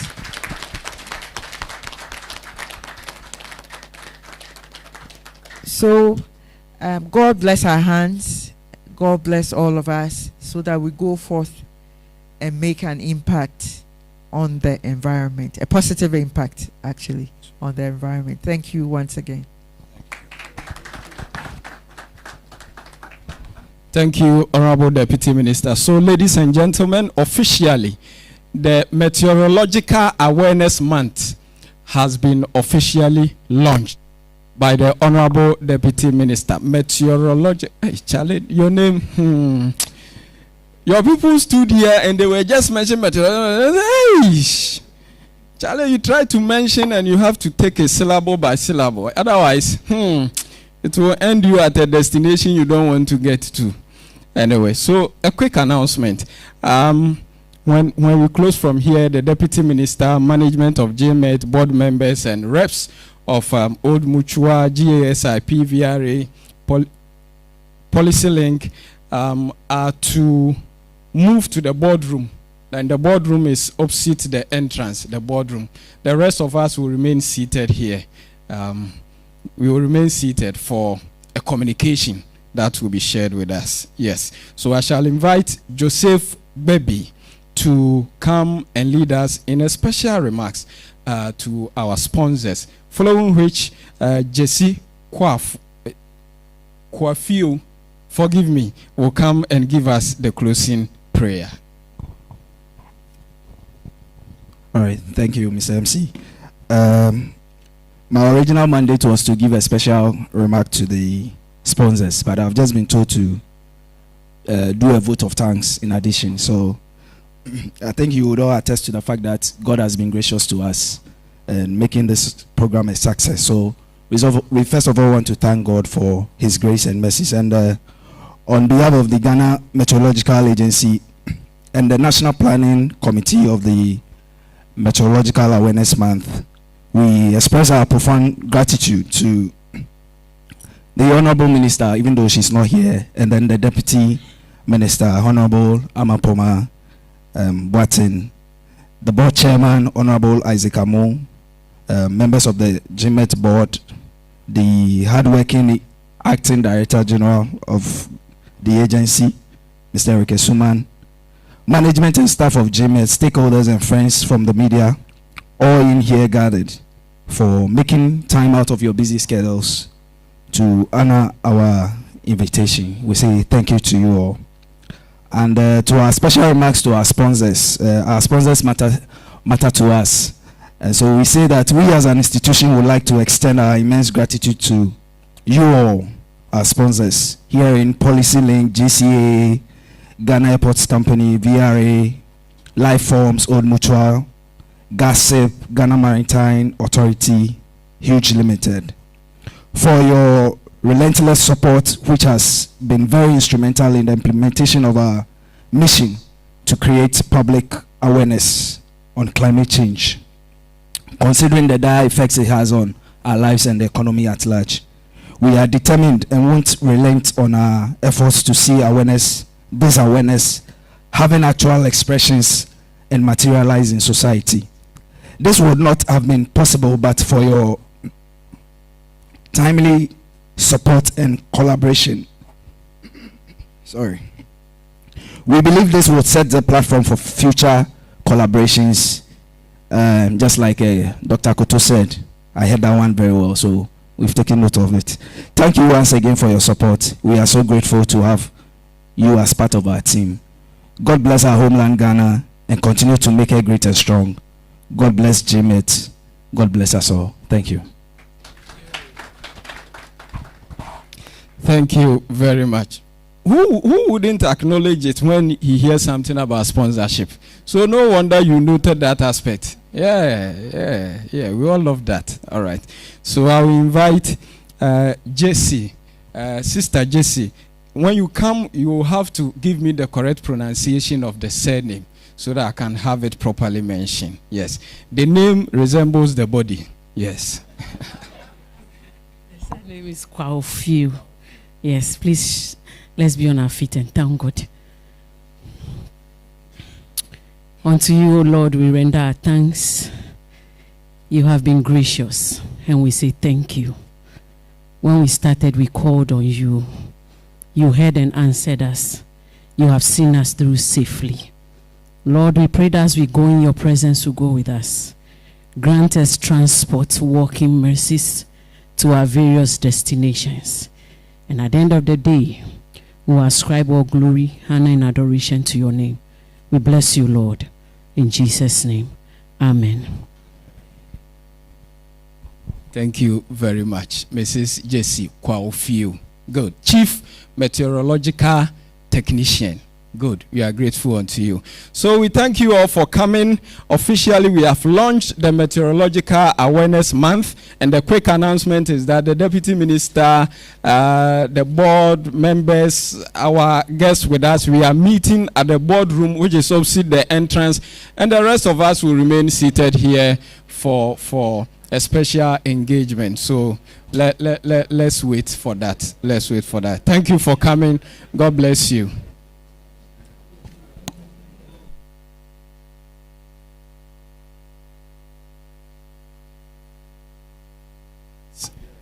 Please, we are having a quick photography session here.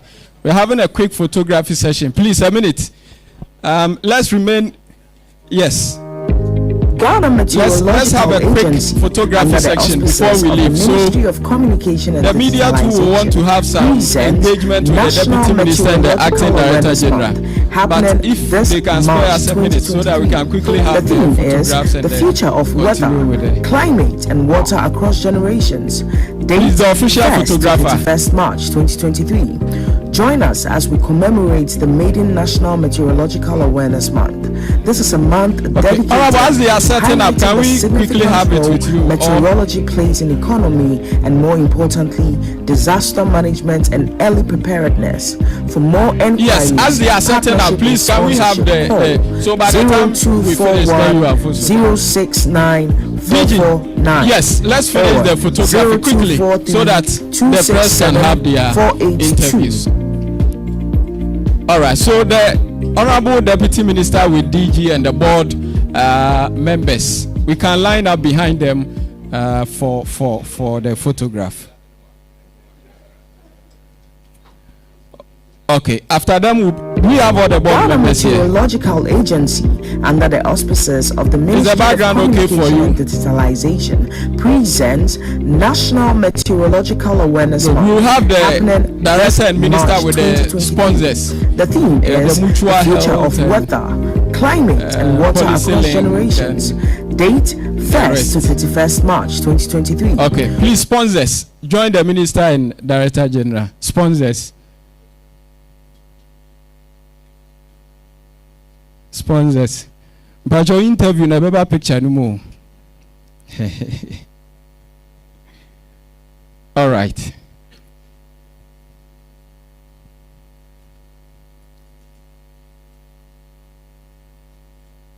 Good. And we have other stakeholders here. Otherwise, we have other stakeholders here who also want to join. Okay. Okay, so the GMET staff, all GMET personnel present here should kindly join the Minister and Director General. GMET.